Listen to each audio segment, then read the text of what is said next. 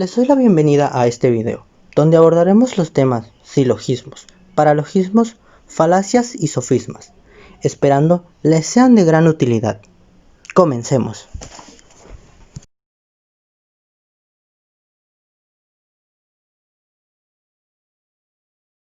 Buenos días, mi nombre es Nayeli Camas Romero y el día de hoy les vengo a explicar qué son los silogismos y los paralogismos. Bueno, para comenzar, ¿qué es un silogismo? Los silogismos los introdujo Aristóteles y según la RAE son razonamientos que constan de 3 proposiciones, de las cuales la última se deduce necesariamente de las otras 2. Estas proposiciones también se les llama premisas. ¿Qué es una premisa? Una premisa es una afirmación o idea que se da en base a un razonamiento. Bueno, ahora vamos a hablar de los tipos de premisas. Existen 2 tipos de premisas y estas se dividen en universales y particulares. Para que sean universales se dividen en 2 tipos, son afirmativas y negativas. Para que sean afirmativas tienen que tener la palabra todos y para que sean negativas tienen que tener la palabra ningún. Igual pasa con las particulares, son afirmativas y son negativas, pero en este caso para que sean afirmativas tienen que tener la palabra algún y para que sean negativas tienen que tener la palabra alguno. Como mencioné anteriormente, los silogismos necesitan 3 premisas o proposiciones.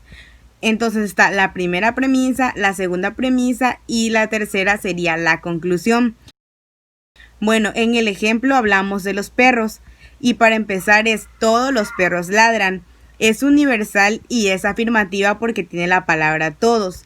La siguiente es Goofy es un perro y la conclusión sería Goofy ladra. Existen 3 tipos de silogismos, el silogismo compuesto, el silogismo condicional y el silogismo disyuntivo. Bueno, en el silogismo compuesto la premisa mayor es una proposición compuesta, mientras que la premisa menor es una proposición categórica. Es el tipo más sencillo de proposición. La premisa menor afirma o niega una de las partes de la premisa mayor. Ejemplo, si hoy es miércoles, entonces tenemos clase. La premisa menor es hoy es miércoles, está afirmando el día, entonces tenemos clase. En el silogismo condicional tiene una proposición condicional como premisa mayor y una proposición categórica como premisa menor. Además, su premisa menor es una composición categórica, tiene como toda una argumentación y antecedentes y un consecuente. Ejemplo, si 20 es divisible por 2, entonces 20 es un número par.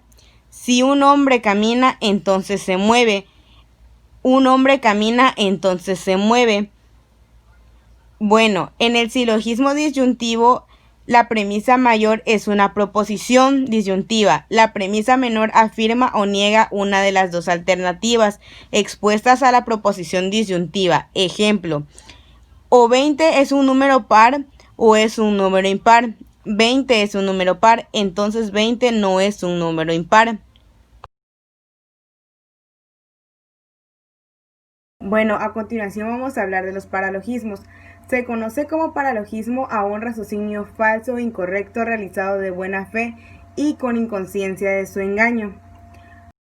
El paralogismo, como ya lo mencioné, es un raciocinio inválido, ya que no tiene la intención de engañar y tiene el uso del lenguaje lógico y sin sentido. En el ámbito del derecho, el paralogismo tiene la misma estructura que el silogismo: premisa mayor, premisa menor y conclusión. Existen 3 tipos de paralogismos. El primero de ellos es el paralogismo semántico, el segundo el paralogismo sintáctico y el tercero es el paralogismo de desplazamiento de definición. A continuación les voy a hablar de las características de estos.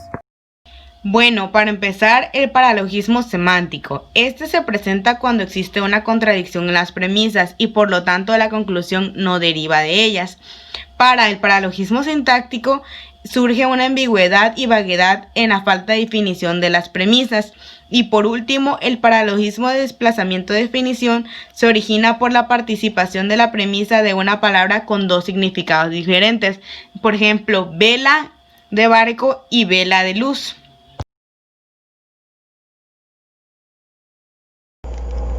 Hola, mi nombre es Uciel Antonio Cruz y a mí me corresponde continuar con los temas de falacias y sofismas. ¿Qué es una falacia? Una falacia es un argumento o razonamiento incorrecto con apariencia de ser correcto. Es usado con la intención de persuadir o manipular a los demás. Otras se cometen sin intención debido a los descuidos del hablante. Estos pueden ser muy sutiles y persuasivos y cuesta detectarlos muchas veces.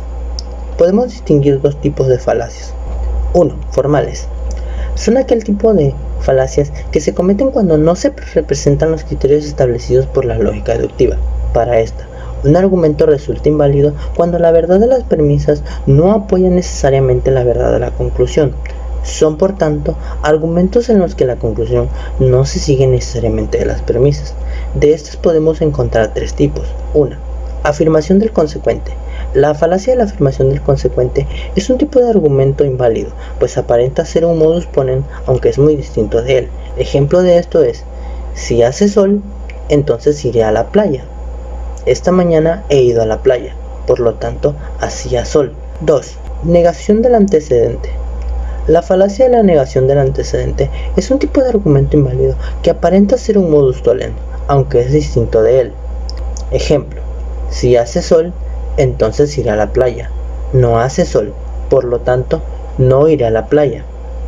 La falsa disyunción o falso dilema. La falacia del falso dilema consiste en llevar a cabo una simplificación. En lugar de señalar la existencia de más alternativas, se reducen las alternativas a dos, de tal modo que necesariamente se da una de ellas o se da la otra.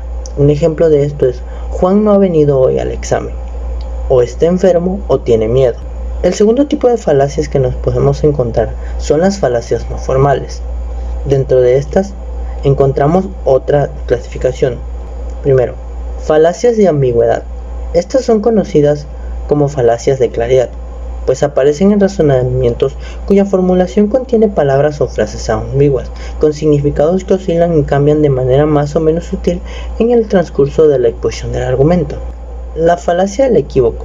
En la falacia del equívoco, el razonamiento que busca probar o justificar determinada afirmación asume que uno o más términos del razonamiento tienen un significado, cuando de hecho el mismo razonamiento tiene más de uno. Un ejemplo de esto es: el fin de una cosa es la perfección. La muerte es el fin de la vida, por lo tanto, la muerte es la perfección de la vida. De anfibiología. En este caso, el razonamiento que busca justificar determinada afirmación asumiendo que una o más premisas tienen determinado significado, el cual no es el significado avalado por el contexto que se emite, y la ambigüedad de ella deriva del orden de los términos o las palabras en la oración, y suele eliminarse con solo cambiar el orden de las palabras. Un ejemplo de esto es: se venden vestidos para novias de segunda mano. Rosalena compró uno, por lo tanto, ella es una novia de segunda mano. Falacia de énfasis. Consiste en recalcar una parte de una proposición o de un conjunto de proposiciones con el fin de inducir a una conclusión errónea. Por ejemplo, en la frase "qué bonita se ve hoy", si se lee sin ningún tipo de énfasis indebido, pues ciertamente es una alabanza, pero si se lee con otro énfasis, puede incluir a la implicación de que otros días no ha estado tan bonita. Falacias de atingencia. En las falacias de atingencia, las premisas no tienen conexión o relevancia lógica con respecto a la conclusión. En este tipo de falacias podemos encontrar la ad hominem. El argumento de la ad hominem busca que se admitan o rechacen determinada opinión atacando a quien la sostiene o defiende, aludiendo a las características propias de la persona. Un ejemplo de esto es: mi vecina de enfrente dice que mañana no habrá electricidad en el barrio por trabajos de mantenimiento, pero según mi vecino de al lado, mi vecina es una alcohólica. Por tanto, no es verdad que mañana no habrá luz por trabajos de mantenimiento. Falacia tu quoque. Consiste en argumentar que una crítica se aplica también a quien la propone y que, por ende, habría que rechazarla. Ejemplo: ¿por qué no te haces vegetariano? Me lo dices tú que te vi comer una hamburguesa ayer. Falacia ad ignorantiam. La falacia ad ignorantiam son los razonamientos en los cuales se argumenta que algo es verdadero o falso, o que se da por probado porque no se puede probar lo contrario. En este caso, podemos poner el ejemplo de la existencia de Dios. Por un lado, podemos decir que existe porque no hay cómo negarlo, pero por el otro lado también podemos decir que no existe, dado que no hay con qué probarlo. Aquí entramos a los sofismas. ¿Qué son los sofismas? Bueno, Un sofisma es una premisa o un argumento falso, formulado con el deliberado propósito de engañar a otro. El término se refiere específicamente a los raciocinios que aparentan ser correctos pero que, desde la perspectiva lógica, no lo son y pretenden inducir al error. El sofista, como cualquier declaración falsa que aparenta haber sido obtenida mediante una metodología sistemática, por lo que es convincente o inverosímil, pues pretende confundir o embaucar al interlocutor. Hoy en día encontramos diversos tipos de sofismas. Daremos ejemplo de algunos de ellos. Dentro de los sofismas por homonimia están aquellos que provienen de distintas oposiciones, que en cada premisa tiene un término común. La falla consiste en razonar como si el término se mantuviese constante en la suposición, cuando en realidad varía en ella. Un ejemplo de ello es: Mozart es músico. Músico es palabra esdrújula, por lo tanto, Mozart es palabra esdrújula. El razonamiento en círculo.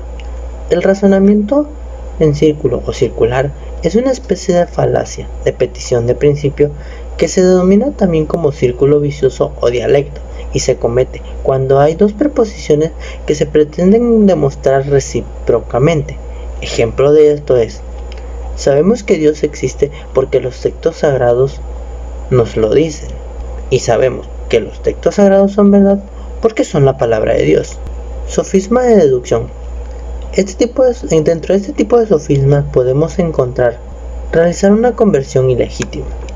Un ejemplo de esto es: todos los marxistas son ateos, por ello, todos los ateos son marxistas. Esto ha sido todo por este video. Muchas gracias por la atención prestada.